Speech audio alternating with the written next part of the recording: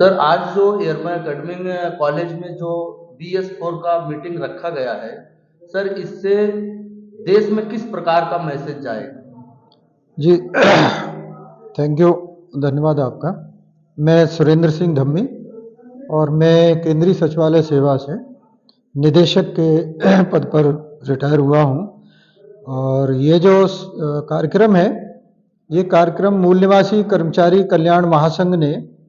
पूरे देश में जिला अधिवेशन जो आयोजित किए हुए हैं, उसी कार्यक्रम के अंतर्गत यहाँ की जो पूर्वी उत्तर प्रदेश की जो इकाई है हमारी, और विशेष तौर पर यहाँ की जो जौनपुर की जिला इकाई है, उन्होंने मिलकर के ये जिला अधिवेशन जौनपुर का यहाँ आयोजित किया है। मूल निवासी कर्मचारी कल्याण महासंघ मुख्य तौर पर जो SC ST OBC हैं, जो इस देश की मूल निवासी कौम है, मूल निवासी समाज है, उस समाज के जो सरकारी कर्मचारी हैं, उन सरकारी कर्मचारियों को संगठित करने के लिए मूल निवासी कर्मचारी कल्याण महासंघ हमने बनाया। मैं इसका पिछले टेन्योर में राष्ट्रीय अध्यक्ष था। तो ये हमने खास तौर से इन जो कर्मचारियों का, चाहे राज्य सरकार के कर्मचारी हों, बैंकों के हों, इंश्योरेंस के हों, PSUs, यूनिवर्सिटीज़, जो भी चाहे केंद्र सरकार के, रेलवे के, ये जितने भी सरकारी कर्मचारी समस्याओं के लिए संघर्ष करने के लिए, उनको सुलझाने के लिए, उनकी आवाज़ उठाने के लिए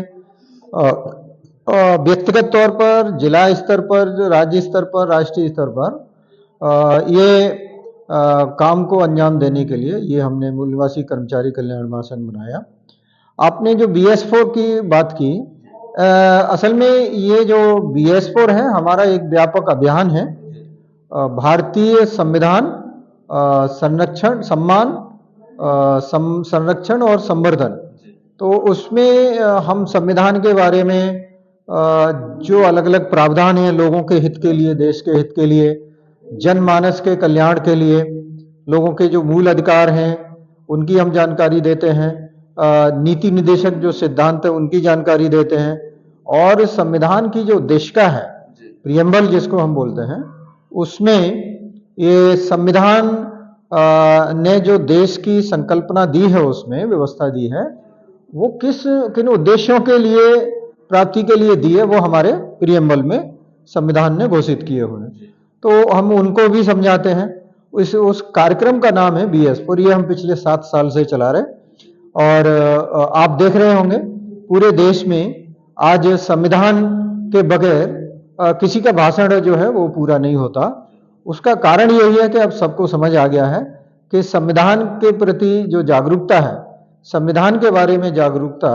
ये एक अभियान के तौर पे पिछले 7 साल से चलाई जा रही है, और ये गांव तक जा रही है, गली कूचों में भी जा रही है। इसलिए अब ये धीरे धीरे और ज़्यादा जोर पकड़ रही है। और हमने अभी इस साल से संविधान का क्रियान्वयन अभी इसको वरीयता में लिया हुआ है कि संविधान ने जो प्रावधान किए हुए हैं उनका क्रियान्वयन ईमानदारी से क्यों नहीं हो पा रहा है, और उसके लिए लोगों को जागरूक करना जरूरी है। तो इस कार्यक्रम में हमने 2 मुद्दे खास तौर से, हम 3 मुद्दों पर हम बात कर रहे हैं जो आज का जिला अधिवेशन है। इसमें पहला, हमने जो सरकारी कर्मचारी होता है, आप जानते हैं, जनता जानती है कि वो जनता का नौकर होता है, मतलब जिसको हम जन सेवक बोलते हैं, क्योंकि उसकी सारी पेमेंट जो है, सैलरी हो, भत्ते हो, जो भी हो, वो सब जनता के पैसे से जाती है, यानी सरकारी खजाने से जाती है। और सरकारी खजाना जनता का पैसा होता है। जो तमाम अलग अलग तरह के जो कर लगाए जाते हैं, टैक्स लगाए जाते हैं, सरकार कर्ज लेती है, पेनल्टी लगाती है, वो सबको मिलाकर के जो खजाना बनता है वो जनता के पैसे का खजाना होता है। उसी जनता के धन से ये सब भुगतान किया जाता है इन कर्मचारियों को, इसलिए इनको जनसेवक बोलते हैं, जनता का नौकर बोलते हैं। तो इनको समाज के प्रति अपनी जिम्मेदारी महसूस करनी चाहिए, और विशेष तौर पर जो SC ST OBC के एम्प्लॉइज हैं, गवर्नमेंट एम्प्लॉइज हैं, उन्हें SC ST OBC की जो राष्ट्रीय स्तर की व्यापक जो समस्याएं हैं, जिसमें बेरोजगारी है, जिसमें अशिक्षा का मसला है, कानून व्यवस्था है, अत्याचार है, शोषण है,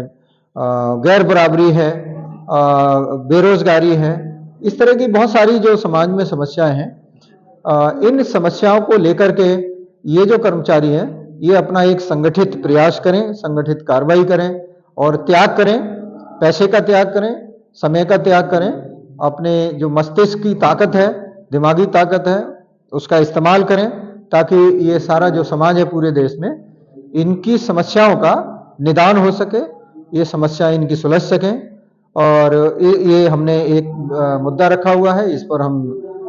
लोगों को ज़्यादा से ज़्यादा संवेदनशील बनाने की हम कोशिश कर रहे हैं। दूसरा जो मुद्दा है आउटसोर्सिंग का, आप जानते हैं कि जो सरकारी दफ्तरों में परमानेंट जो पोस्ट हैं उनको सरकारें नहीं भरती और उनकी जगह प्राइवेट कंपनियों से लोगों को रख लेती हैं। ना तो वो ज़्यादा क्वालिफाइड होते हैं और ना ही उनको पूरी तनख्वाह दी जाती है और ना ही वो ढंग से उतना काम कर पाते हैं, और उसकी वजह से लोगों का जो काम है या जो सरकारी काम है उसकी गुणवत्ता पर बुरा प्रभाव पड़ रहा है। दूसरा इसमें जो बुरा प्रभाव है वो ये है कि इसमें कोई रिप्रेजेंटेशन की सिस्टम नहीं है, कोई प्रतिनिधित्व की प्रणाली नहीं है। तो जिन जातियों को आरक्षण के माध्यम से प्रतिनिधित्व मिलता है सरकारी पदों पर, वो स्कीम भी, वो पॉलिसी भी इसमें लागू नहीं है। तो ये एक संवैधानिक तरीके से, संवैधानिक की जो मंशा है संविधान की, प्रतिनिधित्वपूर्ण प्रशासन बनाने की, तो उसके भी ये खिलाफ है, इसलिए हम उस पर भी मुद्दे पर चर्चा कर रहे हैं। तीसरा जो मुद्दा हमने पूरे देश में जिला अधिवेशनों में चर्चा का बनाया हुआ है वो ये है कि जो उच्च न्यायपालिका